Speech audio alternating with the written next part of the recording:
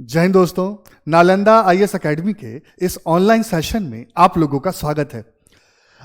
आज का जो टॉपिक है वो है कि यमुना रिवर इतनी जहरीली क्यों हो रही है। इसमें जो हमें इस तरह के झाग देखने को मिल रहे हैं, ये क्यों हमें मिल रहे हैं। तो चलिए इस टॉपिक को समझते हैं। इसी को लेकर जो है इंडियन एक्सप्रेस में ये आर्टिकल आया है, जिसमें दिल्ली गवर्नमेंट ने यमुना को क्लीन करने के लिए 6 पॉइंट एक्शन प्लान जो है प्रेजेंट किया है। तो चलिए सबसे पहले जानते हैं यमुना रिवर के बारे में। यमुना रिवर, इसे देवी का दर्जा दिया जाता है। वैसे आपको पता होगा भारत में नदियों को जो है देवी का दर्जा दिया जाता है, चाहे वो गंगा हो चाहे वो यमुना हो। ठीक है, अब यमुना नदी जो है इनके बारे में जानते हैं। इन्हें यमी के नाम से भी जाना जाता है। ठीक है, वैदिक लिटरेचर में इन्हें यमी के नाम से जाना जाता है। इसके अलावा कालिंदी के नाम से भी जाना जाता है। अगर आपने ध्यान दिया हो, दिल्ली यूनिवर्सिटी में जो है कालिंदी कॉलेज भी है, जो लड़कियों का कॉलेज है। यमुना को जो है सरस्वती, माँ सरस्वती का जो है इन्हें अवतार माना जाता है। किसका अवतार माना जाता है? माँ सरस्वती का अवतार माना जाता है। यमुना जो है वो सूर्य की बेटी हैं, जो सन गॉड है उनकी बेटी हैं, और उनके जो है ट्विंस बच्चे हुए थे, जिसमें एक थे आपके यमराज, ठीक है, जिन्हें धर्मराज भी कहा जाता है। ठीक है, और दूसरा जो है यमी यानी यमुना। इसके अलावा शनि, अश्विन ब्रदर्स, भद्रा, ठीक है, इस तरह के और भी नाम है जो सूर्यदेव की संतान है। लेकिन फिलहाल मैं यमुना के बारे में बात करना चाहता हूं।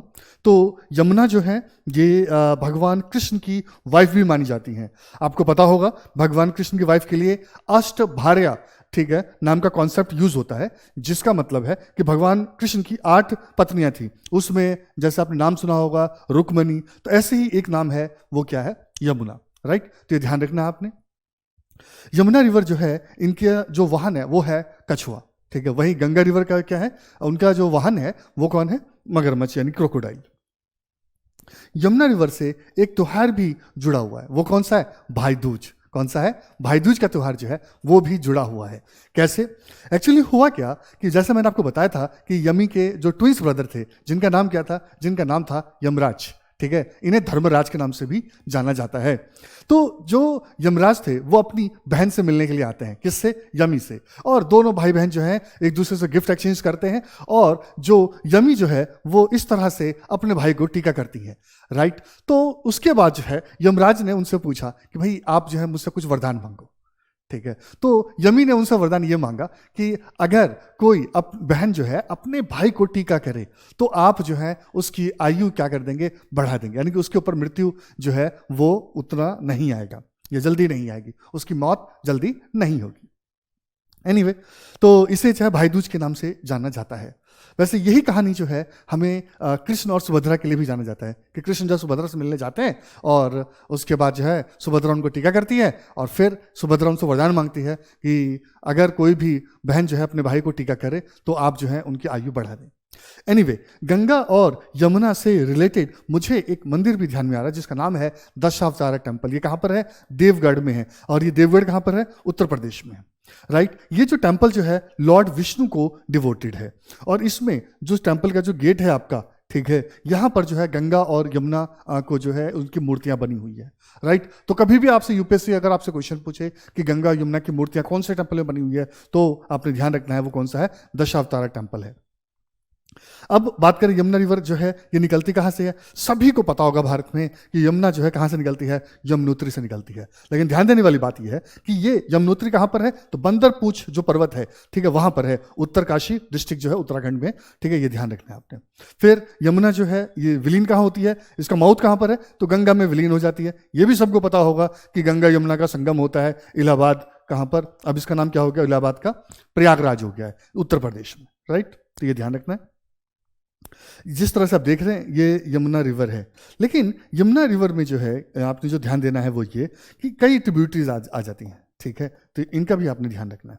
तो अगर मैं कैचमेंट एरिया की बात करूं, क्योंकि ना लोग सोचते हैं यमुना तो ये रही, ठीक है, उत्तराखंड से ये निकली आपकी, ठीक है, ये यूपी से होते हुए, ठीक है, दिल्ली से होते हुए, ठीक है, और हरियाणा से होते, मतलब ये सब अपना अपना यूपी में चली जाती है। ठीक है, लेकिन आपने ध्यान रखना है, क्या ध्यान रखना है कि इसका कैचमेंट एरिया जो है काफ़ी बड़ा है। जैसे दिल्ली में कितना आता है? 0.4%, हिमाचल प्रदेश 1.6, हरियाणा 6.5, उत्तर प्रदेश और उत्तराखंड जो है 21.5, राजस्थान 29.8, मध्य प्रदेश 40.6। यानी कि सबसे बड़ा जो कैचमेंट एरिया है वो किसका है? मध्य प्रदेश का है, और सबसे कम जो है किसका है? दिल्ली का है। ये ध्यान रखना है आपने।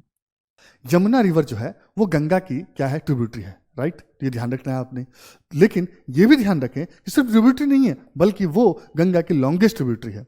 और अगर मैं किसकी बात करूं, वॉल्यूम की बात करूं, क्योंकि ये तो लेंथ की बात हो रही है, मैं वॉल्यूम की बात करूं तो सेकंड लार्जेस्ट जो है ट्रिब्यूटरी है। तो फर्स्ट कौन है? तो फर्स्ट नंबर पर जो है वो है आपकी घाघरा रिवर। तो ध्यान रखना है आपने। क्लियर है? फिर यमुना रिवर जो है, जैसे मैंने आपको बताया कि गंगा रिवर की क्या ट्रिब्यूटरी है, लेकिन यमुना भी मतलब कोई छोटी मोटी नदी नहीं है, काफी बड़ी नदी है, राइट? तो इसकी भी ट्रिब्यूटरीज हैं।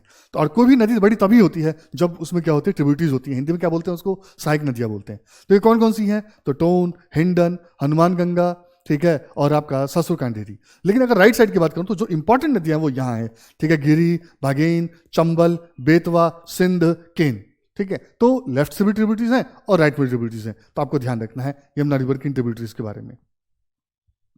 अब मैं बात करना चाहता हूं कि जो यमुना रिवर है इसकी इंपॉर्टेंस और बढ़ जाती है, क्योंकि अब इसे क्या मिल गया है? नेशनल वाटर वे का दर्जा भी मिल गया है। और कौन सा? नेशनल वाटर वे 110, यानी कि 110, ठीक है? दिल्ली से फरीदाबाद और दिल्ली से आगरा, ये जो है आपका क्या है? आपका नेशनल वाटर वे में आता है।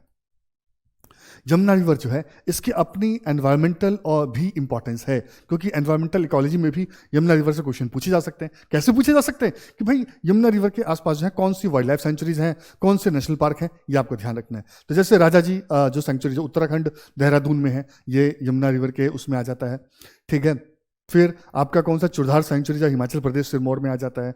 फिर कालीसर नेशनल पार्क जो है हरियाणा यमुनानगर डिस्ट्रिक्ट में आ जाता है। सरिस्का नेशनल पार्क जो है राजस्थान अलवर डिस्ट्रिक्ट में आ जाता है। भरतपुर जो आपका बर्ड सेंचुरी है ये राजस्थान भरतपुर में आ जाता है, क्योंकि भरतपुर नाम से ही पता लग रहा है। नेशनल चंबल घड़ियाल सेंचुरी जो है ये भी ध्यान रखना है आपने कि राजस्थान के भरतपुर और मध्य प्रदेश के मुरैना डिस्ट्रिक्ट वाले रीजन में आ जाता है। इसके अलावा रणथंभौर नेशनल पार्क जो है राजस्थान के सवाई माधोपुर रीजन में आ जाता है। और इसके अलावा केन घड़ियाल सेंचुरी जो है वो मध्य प्रदेश के पन्ना और छतरपुर डिस्ट्रिक्ट वाले रीजन में आ जाता है। तो आप देख रहे हैं कि इसकी एनवायरमेंटल इंपॉर्टेंस भी है, और इससे पहले जो है मैं आपको कल्चरल इंपॉर्टेंस भी बता चुका हूं। इसके अलावा और अगर हम ध्यान दें तो जो यमुना रिवर जो है उसमें कई आपको हिस्टोरिकल मॉन्यूमेंट्स भी मिल जाते हैं, तो इसका भी आपने ध्यान रखना है। अब सवाल यह है कि इतनी इंपॉर्टेंट यमुना फिर ये इतनी पॉल्यूटेड क्यों हो रही है? तो इसके रीजन आपके सामने है। सबसे पहला क्या है? जो सीवर से जो आपका अनप्लान्ड मतलब कि एरिया से जो सीवर जो आता है, तो वो क्या निकलता है? उसमें पूरा वेस्ट निकलता है, और वो सारा कहाँ डंप होता है? यमुना में होता है, ठीक है? इसकी वजह से पॉल्यूशन काफी बढ़ जाता है। फिर जो इंडस्ट्रियल वेस्ट है आपके, ये भी बिना ट्रीट किए हुए जो है कहाँ पहुंच जाते हैं? इसको यमुना में डंप कर दिया जाता है। ये एक और कारण है जिसकी वजह से यमुना में क्या होता है? पॉल्यूशन बढ़ जाता है। इसके अलावा जो सॉलिड वेस्ट का जो डंपिंग होता है वो भी यमुना में ही हो जाता है। आपने देखा होगा जब भी कभी भी आप अगर जो खासतौर से स्टूडेंट जो हैं दिल्ली या यूपी के हैं, हरियाणा के हैं, जब वो यमुना को क्रॉस करते निकले होंगे तो उन्होंने इस तरह की गंदगी जो है वहां पर जरूर देखी होगी। फिर जो आसपास के जो एरिया है और वहां पर अगर धोबी घाट वगैरह जो होते हैं उसका सारा वेस्ट जो है कहाँ जाता है? वो भी पास की नदी। और अगर मैं यमुना की बात कर रहा हूं तो उसके आसपास के एरिया का जो है जो भी धोबी घाट होते हैं वो सारा जो वेस्ट है वो यमुना में बहा देते हैं। And the last not least, क्योंकि आपको पता है कि जो हमारे यहाँ पर क्या है कि कई ऐसे त्यौहार है जैसे कि आपका जो है दुर्गा पूजा, जैसे आपका जो गणेश चतुर्दशी, इसमें क्या करते हैं कि भगवान की मूर्तियों को जो है पानी में विसर्जन करते हैं, ठीक है? पानी में भगवान की मूर्तियों को विसर्जन करना प्रॉब्लम नहीं है। प्रॉब्लम तब हो जाती है जब ये मूर्तियां जो है किससे बनती हैं? पीओपी, प्लास्टर ऑफ पेरिस से बनती है। और फिर जब इसको डाला जाता है उसमें, तो ये जो है पॉल्यूशन का काफी बड़ा कारण बनते हैं। तो इस बात का भी आप लोगों ने ध्यान रखना। अब जो सवाल है, जो मेन जहां से हमारा टॉपिक स्टार्ट हुआ था कि यमुना में इस तरह के झाग, ये तरह के फॉर्म जिन्हें क्या बोलते हैं? फ्रोथ बोलते हैं, ये क्यों बन रहे हैं? ठीक है, तो मैं आपको बता देना चाहता हूं वो ये है कि ये जो झाग बनने का जो एक फिनोमिना है ये आपको जो है किसी भी लेक में, स्ट्रीम में, रिवर में देखने को मिल सकता है। क्यों बनते हैं ये जो फॉर्म के बबल्स हैं, जब भी ऑर्गेनिक मैटर क्या होता है? डिकम्पोज होता है। जब भी ऑर्गेनिक मैटर क्या होता है? डिकम्पोज होता है, तब ये जो है फॉर्म जो है बनते हैं। तो इन्हें मतलब कि खत्म करने का तरीका क्या है? इन्हें हमें यह करना है कि इनको हम हटाएं। लेकिन अगर सिर्फ फॉर्म को हटा रहे हो तो आप क्या कर रहे हैं? सिम्टम्स के ऊपर काम कर रहे हैं, प्रॉब्लम के ऊपर काम नहीं कर रहे हैं, ठीक है? तो सबसे पहले हमें ये फ्रोथ समझना पड़ेगा कि फ्रोथ जो है आते कहां से हैं, ठीक है? ये कैसे क्रिएट होते हैं। तो मैं आपको बता देना चाहता हूं, अगर यूपीएससी पूछे तो आप बता दें कि फॉस्फेट जो है उसके प्रेजेंस की वजह से ये फ्रोथ जो है क्रिएट होते हैं, ठीक है, ये ध्यान रखना है आप लोगों ने। दूसरी बात जो सबसे ज्यादा इंपॉर्टेंट है वो क्या है, ये फॉस्फेट्स आते कहां से, इन्हें किस कैटेगरी में रखते हैं, तो इन्हें बोलते हैं सर्फेकेंट्स। जैसे नाम से पता चल रहा है सर्फ, ठीक है, तो जो भी हम डिटर्जेंट या जो है ये यूज करते हैं उसकी वजह से ये फॉस्फेट जो है किस में आ जाते हैं, रिवर में आ जाते हैं। इस बात को आपने समझना है, ठीक है। मैंने आपको बताया कि डिटर्जेंट के ये जो है प्राइमरी कंपोनेंट होता है। इन्हें क्या बोलते हैं, सरफेस एक्टिव एजेंट भी बोलते हैं, और फॉस्फेट जो है इसका क्या होता है, इंग्रेडिएंट होता है। अब जरा देखें आप जरा ये जो है सर्फकेंट कैसे होते हैं। तो ये आपके सामने ये इमेज देख रहे हैं आप लोग, ठीक है। तो इसके दो हिस्से हैं, ये हेड है, ये इसका टेल है, राइट। जो हेड है इसका वाटर लविंग वो होता है, इसे क्या बोलते हैं, इसलिए हाइड्रोफिलिक बोलते हैं। और वहीं जो इसका टेल वाला जो हिस्सा जो है ये क्या होता है, हाइड्रोफोबिक होता है। ये क्या होता है, वाटर को हेट करता है। अब देखिए ये कैसे जो है काम करता है। आप लोगों ने अक्सर सर्फ की एड देखी होगी, तो उसमें क्या होता है कि जो ये डर्ट होता है, ये ऑयल जो है क्या मानते हैं, मैल है, डर्ट है, ठीक है। तो जैसे ही सर्फ उसमें हम डालते हैं तो ये क्या करते हैं कि पानी की तरफ भागेंगे, ठीक है। तो जब ये पानी की तरफ भागेंगे तो मैल को जो है ये बाहर निकालते हैं कपड़े से, ठीक है। तो इस तरह से सर्फकेंट जो है ये काम करता है, राइट। तो क्या ये हेल्थ के लिए नुकसानदायक है, बहुत ही ज्यादा नुकसानदायक है जी। ये कौन से, ये जो फॉर्म जो आप देख रहे हैं, ठीक है, ये जो सर्फकेंट आप देख रहे हैं, ये आपको शॉर्ट टर्म भी नुकसान पहुंचाते हैं, लॉन्ग टर्म भी नुकसान पहुंचाते हैं। शॉर्ट टर्म कैसे नुकसान पहुंचाते हैं कि ये हमारे स्किन के में जो है इरिटेशन, क्योंकि जो लोग नहाने जाते हैं, खास तौर से अभी छठ पूजा भी गई है, ठीक है। तो छठ पूजा में जो लोग भी जो है वहां पर जो है अर्घ देने गए होंगे, नहाने के लिए गए होंगे, तो उन सभी को जो है इस पानी में जब वो नहाने गए हैं तो ये पानी जब उनकी बॉडी से टच होगा, तो उनकी स्किन से टच होगा, तो उनको इरिटेशन होनी है, उनको एलर्जी होनी है, ठीक है। और जब उसको डुबकी लगाएंगे तो ये उनके अंदर भी जाएगा, सिर्फ स्किन को टच नहीं करेगा बल्कि उनके अंदर भी जाएगा। जब उनके अंदर जाएगा तो उन्हें जो है ये गैस्ट्रो इंटेस्टाइनल या फिर आपके जो है टाइफाइड जैसी डिजीज जो है उनको हो सकती है। ये तो शॉर्ट टर्म है। अब जरा बात करो लॉन्ग टर्म की। लॉन्ग टर्म में क्या है कि जब ये पानी और ये मेटल उनके अंदर जाएगा तो न्यूरोलॉजिकल इश्यूज जो हैं, हार्मोनल इम्बैलेंसेस जो हैं, इस तरह के इश्यूज, इस तरह के प्रॉब्लम्स क्रिएट होने के चांसेस बढ़ जाते हैं। तो इसलिए ऐसे पानी में जो है नहीं जाना चाहिए, राइट। आपको क्या लगता है कि ये जो इतना जो यमुना में पॉल्यूशन आपको देखने को मिल रहा है, तो क्या अभी तक पिछली सरकारों ने कोई कदम नहीं उठाया? नहीं जी, उठाया है, राइट। तो जरा देखें कौन कौन से कदम उठाए गए हैं। तो सबसे पहले यमुना एक्शन प्लान जो है फर्स्ट जो है वो आपका आया, कब आया, 1993 से 2003 तक। फिर यमुना एक्शन प्लान 2, क्योंकि वो कामयाब नहीं हुआ उतना जितना की अपेक्षा थी, तो इसलिए फिर यमुना एक्शन प्लान 2 की जरूरत पड़ी, और 2003 से लेकर ये अभी तक चल रहा है। इसके अलावा इंटरसेप्टर रिवर प्रोजेक्ट चला 2006 से। इसके अलावा निर्मल यमुना जो है आपका प्रोजेक्ट चला आपका, तो ये क्या 2017 में चला। इसके अलावा की प्रोजेक्ट जो है अंडर नमामि गंगे, क्योंकि आपको पता है कि यमुना जो है वो क्या है, गंगा की ट्रिब्यूटरी है। तो अगर गंगा को क्लीन करने के लिए नमामि गंगे जैसा प्रोजेक्ट चलाया जाएगा तो ऑटोमेटिकली जो यमुना और उसकी ट्रिब्यूटरीज के लिए जो है उसको क्लीन करने के लिए इस प्रोजेक्ट में जो है उसके लिए जगह होगी। तो नमामि गंगे प्रोजेक्ट जो है वो गंगा के साथ साथ यमुना रिवर के क्लीन पर भी काम करता है।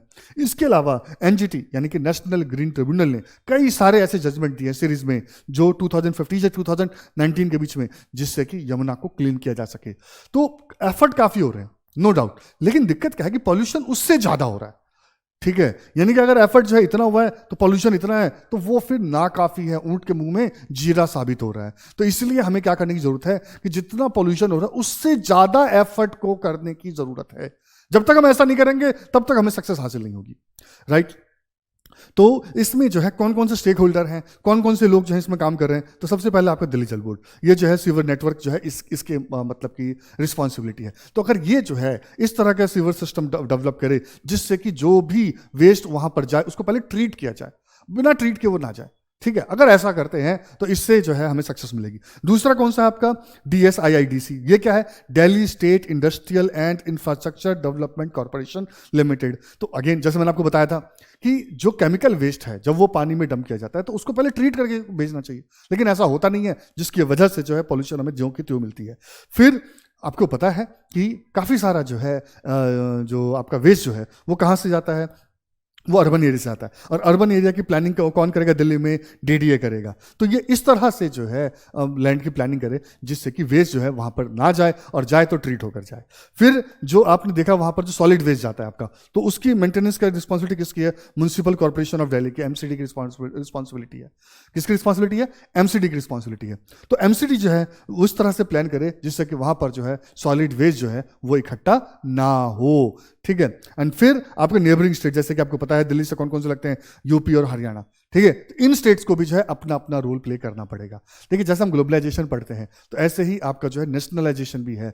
ठीक है, तो इसमें क्या है कि एक स्टेट की प्रॉब्लम एक स्टेट की नहीं है, उसके जब तक उसको नेबरिंग स्टेट का सपोर्ट नहीं मिलेगा तब तक वो स्टेट जो है अपनी उस समस्या से निपट नहीं पाएगा। यानी सबका साथ सबका विकास, सबको मिलकर जो है एक दूसरे का साथ देना पड़ेगा।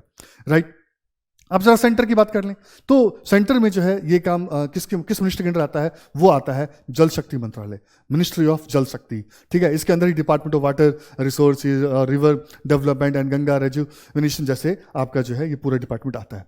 लेकिन सबसे पहले मैं जल शक्ति मंत्रालय के बारे में बताना चाहता हूं। वो क्या है?